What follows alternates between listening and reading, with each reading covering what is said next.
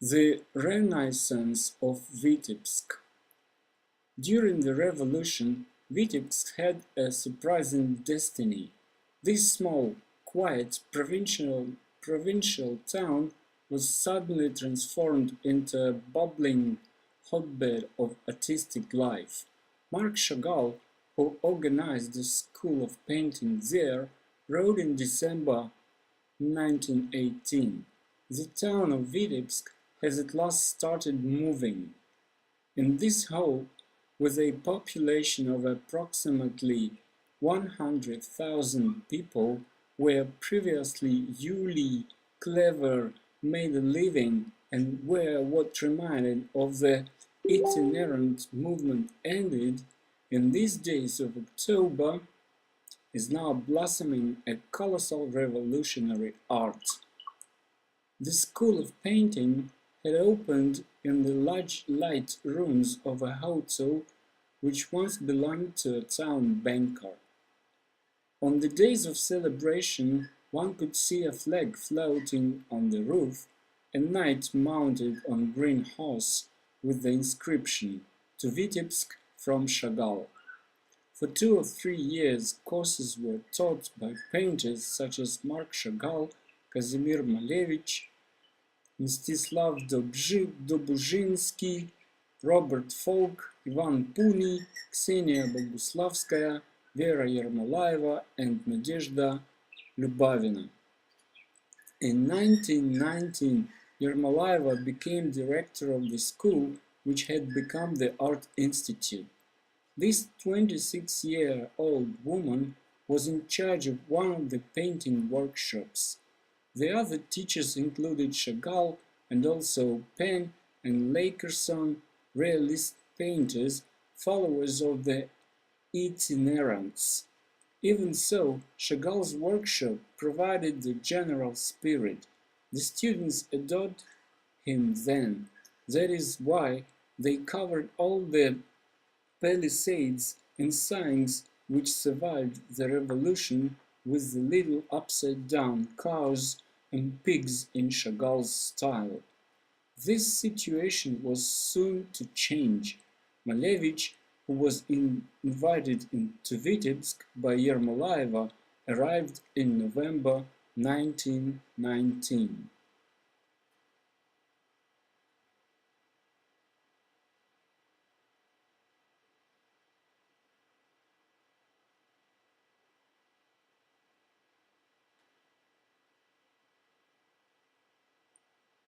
He brought to the school the latest trend in new art, suprematism. Passionate for Malevich's system, won over by his discourse and his personality, Chagall's students changed sides one by one. The artistic change of hearts was dazzling. That is how Lazar Lisitsky, who had just published a tale about little goats in the purest tradition of Chagall, became an orthodox suprematist within a month. On 14th February 1920, the Unovis group was founded in Vitebsk. Affirmers of new forms in art. Let the abolition of the old world be written in the palm of our hands. This was the motto under which the works of the Unovis were published and their debates organized.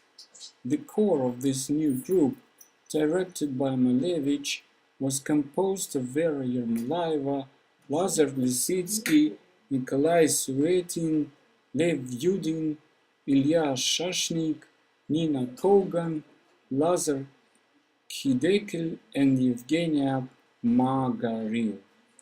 The Unovis group presented a vast transformation program for all types of visual arts. The active artistic life at the school was shaking a dozy atmosphere of the town. Conferences, debates on the new art, evening drawing demonstrations with lectures on the principles of Cubism, Futurism and Suprematism, and of course exhibitions were taking place. After Vitebsk, Yunovist groups were created all over the country, in Smolensk, Kharkov, Moscow, Petrograd, Samara, Saratov, Perm and other places. In Vitebsk, Malevich was much involved in the study of architectonics and became deeply interested in applied suprematism. Some sketches of women's clothing, fabric designs and even a fragment of printed fabric still remain. Suprematism submits colored and geometric forms, an interaction between one and another, to the laws of contrast and harmony, each element of form being part, inevitably and logically, of one unique structure. Almost none of Malevich's students became suprematists, although the School of Vitebsk and the suprematist curriculum gave each student a charge of energy that would last for his or her life. Starting from this experience, Lisitsky became a layout artist. Yudin developed into a graphic designer, bearing in mind the lessons of Cubism, which influenced him deeply at Vitebsk. Malevich gave them all a solid basis, a culture from the form to the anarchy of color for which Yermolaeva had always been passionate. The sketches for shop signs in Vitebsk made by Suetin are conserved at the Russian Museum. Contrary to the large number of students who worked with Malevich and merely assimilated the decorative side of suprematism, Suetin made his the inner and philosophical principles of the new movement. When numerous followers of Malevich moved away from their master at the beginning of the 1930s, Suetin remained loyal to him until the end of his life, continuing to develop the visual structures of suprematism. At Vitebsk, Malevich had for the first time to deal with talented painters, allowing him to tackle teaching which had always attracted him. These young painters literally impregnated themselves with the precepts and principles of the new art. His teaching was based on the practical assimilation of Cubism, Futurism and Suprematism. The Yunovist group in Vitebsk produced several plays. On 6 February 1920, the suprematist ballet was performed with set designs by Nina Kogan, the opera by Alexei Kruchenik and Mikhail Matushin, Victory over the Sun, a dramatic interpretation, was put on with sets designed by Vera Yermolaeva. On 17th September of that same year, thanks to the Yunovist group, the productions of Mayakovsky's Mystery, Booth and War and Peace were performed. Several exhibitions of the Yunovist group took place in Vitebsk. Twice, in 1920 and 1921, the School of Vitebsk exhibited its work in Moscow at the Cezanne Club of Khutemas. The work of Malevich, Yermolaeva, Lisitsky, and that of a group of students from the School of Vitebsk was also shown in a Russian exhibition organized in 1922 in Berlin by the Soviet agency Narkompros. David Steinberg, curator of the exhibition, observed, "The work of the students from the Khutemas, the Vitebsk workshop and the Sydney's school has been well received. The suprematist renaissance ended as quickly as it started. In 1922, Malevich left for Petrograd and with him the main members of the Yunovis group. The Yunovis group was the beginnings of the Inkuk group in Petrograd. Later, the idea of organizing a museum for the new art in order to show the best work to the general public developed among the innovative painters soon after the revolution. By the time the works were exhibited in official exhibitions, they had often lost their novelty and relevance.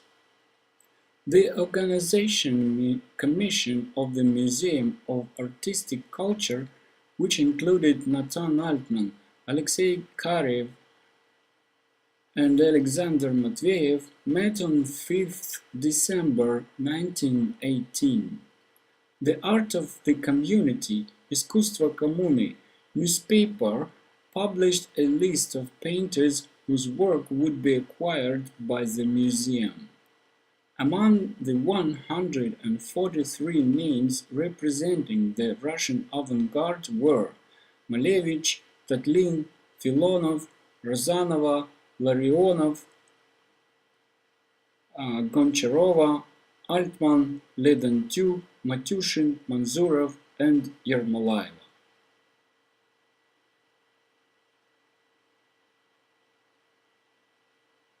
The painting department of the Museum of Artistic Culture was set up in the Myatliev House in St. Isaac Square at the former location of the Commission of People's Education and opened to the public on the 3rd April 1921. Drawing, icon painting, and industrial aesthetics department were created afterwards. The Museum of Artistic Culture was the first avant-garde museum in the world to exhibit contemporary works of living painters, work that, if events had followed their usual course, could only have been exhibited years later. The museum survived a few years. Its collections, admirably chosen and reflecting the whole spectrum of the Russian avant-garde of the 1910s and 1920s, were then transferred to the Russian Museum in Leningrad, where Nikolai Punin and Vera Anikeyeva organized a department for the new movements in art inaugurated for the 6th anniversary of the revolution. Schools and movements. The Institute of Artistic Culture. Research work was carried out in the Museum of Artistic Culture as early as in 1921. Malevich gave lectures there, Light and Color, the New Proof in Art, by Matyushin on the New Space for the Painter, and by Yermolaeva, the System of Cubism. This was how the idea of creating a research center to study the new issues in art came about. On 19th June 1923, during the conference of the museum taking place in Petrograd, Filonov made a report in which he proposed, in the name of the group of left-wing painters, to transform the museum into a research institute on the culture of contemporary art. But why did the creators themselves also want to play the role of researchers? To answer this question, one must highlight several points. Traditional art critics appeared helpless regarding the issues raised by the new art. For 20 years, they had mocked the Russian avant-garde, making even deeper the divide created between the public and the painters. Even the most open-minded critics such as Alexander Benoist, for example, tried to slow the development of the new artistic trends. Beginning in 1912, the Russian avant-garde started to break free from Cubism. Those who remained attached to Cubism missed out to some extent on the new developing avenues of art. These new directions needed a theoretical foundation, as had been the case at the outset of Cubism in France. The painters working within the organization of a research center considered the development of the visual form to possess an inner logic in which nothing was arbitrary.